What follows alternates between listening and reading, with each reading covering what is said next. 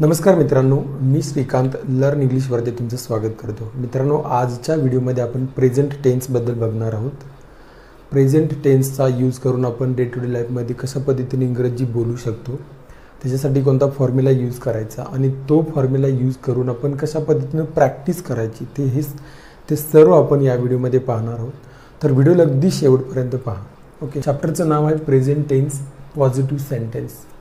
Positive sentence म्हणजे असे sentence जे आपण सकाळी उठल्यापासून रात्री झोपेपर्यंत ज्या काही ॲक्टिव्हिटी करतो त्या सगळ्या ॲक्टिव्हिटी या पॉझिटिव्ह सेंटेन्समध्ये येतात। जसं की मी क्रिकेट खेळतो, मी सकाळी लवकर उठतो, मी मंदिरामध्ये जातो, मी ऑफिसला जातो, माझा मित्र क्रिकेट खेळतो, तुम्ही हा व्हिडिओ पाहता, ह्या सगळ्या ॲक्टिव्हिटी ज्या आहेत, किंवा तुम्ही पुण्यामध्ये राहता, मी गावी राहतो, अशा या सगळ्या ज्या ॲक्टिव्हिटी त्या सगळ्या पॉझिटिव्ह सेंटेन्समध्ये येतात। जे आपण सकाळी उठल्यापासून रात्री झोपेपर्यंत ज्या ॲक्टिव्हिटी करतो त्या सर्व पॉझिटिव्ह सेंटेन्समध्ये येतात।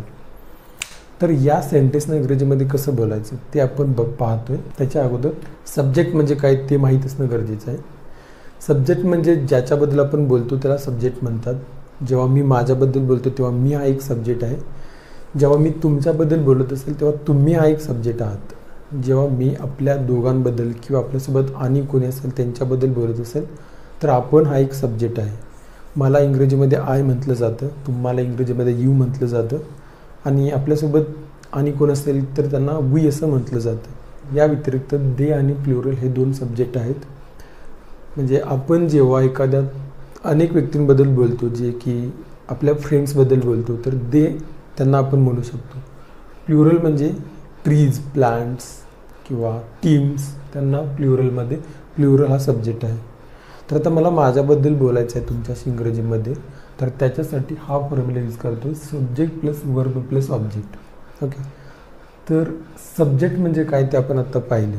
वर्ब म्हणजे काय, कोणती ॲक्शन जे होते त्याला वर्ब म्हणतात, जसं की जाणे, बसणे, उठणे, खेळणे, हे सगळे वर्ब आहेत। ओके, तर आता पहिलं सेंटेन्स जे आहे ते मी तिथे जातो, आय गो देअर। याला इंग्रजीमध्ये कसं लिहिणार, आपल्या फॉर्म्युल्यानुसार सब्जेक्ट आहे त्याचा आय, जातोचं वर्ब आहे गो, मी तिथे जातो, आय गो देअर। हे झालं पहिलं सेंटेन्स। ओके, सेकंड सेंटेन्स आहे तुला हे माहीत आहे। तुला हे माहीत आहे, याच्यामध्ये सब्जेक्ट कोणता आहे, तुला, त्याला इंग्रजीमध्ये काय म्हटलं जातं, यू। माहीत आहे हे वर्ब आहे, you know this. Remaining sentence, तुला हे माहीत आहे। आम्ही गावी राहतो, आम्हीचं सब्जेक्ट काय, वी, गावी राहतो, we live in a village, we live in a village. हे झालं तिसरं सेंटेन्स। तर अशा पद्धतीने हा subject plus verb plus object या फॉर्म्युलाचा यूज करून आपण अनेक सेंटेन्स क्रिएट करू शकतो। मी काही एक्झाम्पल तुम्हाला देतो, जसं की मी सकाळी लवकर उठतो, I get up early in the morning. मी मंदिरामध्ये जातो, I go to the temple. मी जिमला जातो, I go to the gym. मी क्रिकेट खेळतो, आय प्ले क्रिकेट। मी मूव्हीज पाहतो, आय वॉच मूव्हीज। मी ऑफिसला जातो, I go to the office. तर अशा पद्धतीने आपण असंख्य सेंटेन्स क्रिएट करू शकतो। दुसरा फॉर्म्युला आपल्याला अशा वेळेला यूज करायचा आहे जेव्हा आपण दोघे एका तिसऱ्या व्यक्तीबद्दल बोलतो, त्याला थर्ड पर्सन असं म्हटलं जातं। मग ती तिसरी व्यक्ती कोणी असू शकते, तुमचा मित्र असेल किंवा तुमचे फ्रेंड्स, रिलेटिव्स, कोणी एक सिंग्युलर व्यक्ती। तर याला याच्यासाठी कोणता सब्जेक्ट आहे, तर याच्यासाठी 4 सब्जेक्ट आहेत। एखाद्या मेल कॅन्डिडेटबद्दल बोलायचं असेल तर ही हा सब्जेक्ट यूज केला जातो। एखाद्या मुलीबद्दल किंवा फिमेल कॅन्डिडेटबद्दल बोलायचं असेल तर शी हा सब्जेक्ट यूज केला जाईल। एखाद्या वस्तूबद्दल बोलताना आपण इट हा सब्जेक्ट यूज करतो। एखाद्या वस्तूचं नाव असेल किंवा एखाद्या व्यक्तीचं नाव असेल तर हे नाव घेऊन सुद्धा आपण कधी कधी सब्जेक्ट लिहितो, आणि ते सगळं सिंग्युलर असायला हवं। ओके, तर याच्यासाठी subject plus verb plus object, वर्बला यस किंवा ईएस हे letter at the end use करायचं आपल्याला। तर पहिलं सेंटेन्स काय आहे, रोहित तिथे जातो। तर याचं कसं होईल, सब्जेक्ट काय याच्यामध्ये रोहित, वर्ब काय गो, तिथे जातो, गो, याला ईएस येईल, रोहित गोज देअर, रोहित तिथे जातो। तुझ्या मित्राला हे माहीत आहे, तुझ्या मित्राला हे सब्जेक्ट आहे, त्याचं इंग्रजी युअर फ्रेंड युअर फ्रेंड माहीत आहे, नो त्याला यस लागेल, युअर फ्रेंड नोज दिस, तुझ्या मित्राला हे माहीत आहे, युअर फ्रेंड नोज दिस. तो पुण्यामध्ये राहतो, तोच सब्जेक्ट आहे, ही राहतो, लिव्ह आणि त्याला यस येईल, ही लिव्ज इन पुणे, तो पुण्यामध्ये राहतो. अशा पद्धतीने आपण अनेक सेंटेन्स क्रिएट करू शकतो या फॉर्म्युलाचा यूज करून. ओके, खूप इझी आहे. जसे की मी तुम्हाला काही एक्झाम्पल देतो. आता मी तुम्हाला रोहितबद्दल बोलतोय, तर रोहित क्रिकेट खेळतो, रोहित प्लेज क्रिकेट, रोहित ऑफिसला जातो, Rohit goes to the office, Rohit चहा बनवतो, रोहित मेक्स टी. तर असे अनेक सेंटेन्स तुम्ही क्रिएट करू शकता. खूप इझी आहे, सिम्पल आहे.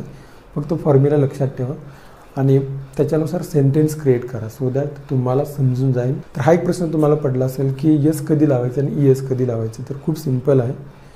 जेव्हा वर्बचं लास्ट लेटर ओ, CH, SS किंवा एक्स असेल तर ES येईल, या व्यतिरिक्त यस लावायचं. काही एक्झाम्पल बघू आपण.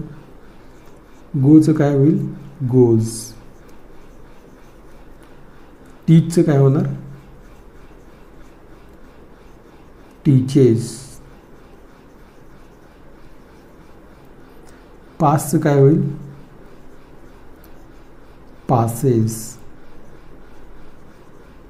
आणि वॅक्सचं काय होईल,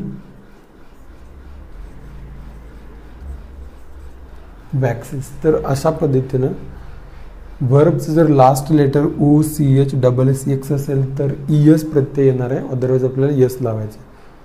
ओके, तर हे 2 रूल आपण या व्हिडिओमध्ये शिकलेलो आहे. तर तुम्हाला जे होमवर्क आता काय करायचं आहे, हे दोन्ही रूल एका जर्नलमध्ये लिहून घ्या. या रूलचा यूज करून कमीत कमी 25 सेंटेन्स तुम्ही क्रिएट करा. ते 25 सेंटेन्स कमीत कमी तुम्ही 10 वेळा रीड करा एका आठवड्यामध्ये. दिवसामधून 2दा-3दा तुम्ही रीड करू शकता, सो दॅट तुमच्या माइंडमध्ये ते फिट होऊन जाईल. तुम्हाला सतत फॉर्म्युला रिमेंबर करावं लागणार नाही.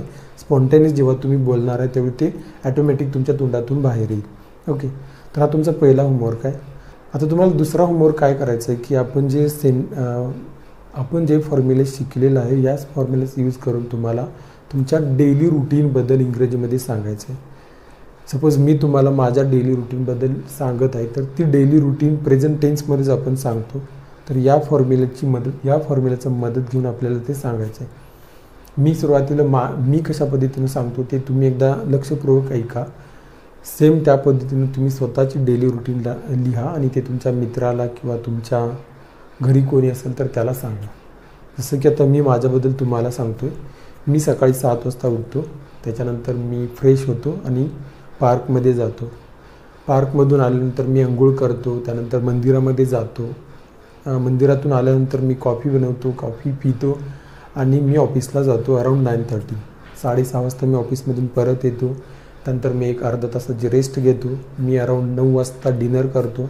डिनर केल्यानंतर मी थोडंसं बाहेर फिरायला जातो आणि परत आल्यानंतर मी एक अर्धा तास वाचन करतो आणि अराऊंड 11:30 मी झोपी जातो. तर हे माझी डेली रुटीन आहे. ह्याला मला इंग्रजीमध्ये तुम्हाला सांगायचं आहे. खूप सिम्पल आहे.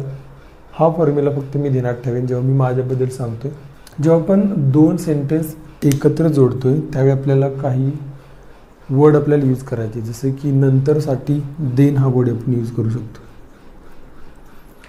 आफ्टर दॅट, त्यानंतरसाठी आफ्टर दॅट हा वर्ड यूज करू शकतो.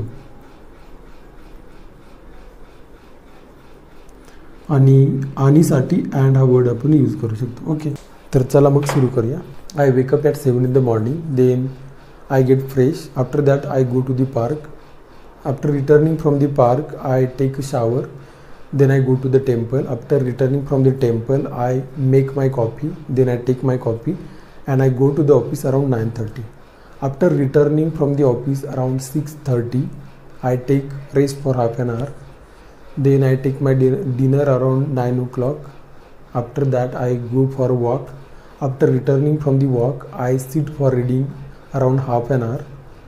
And then I go to the bed around 11:30 in the night. So this is my daily routine. By the same way you have to tell your daily routine to your friends.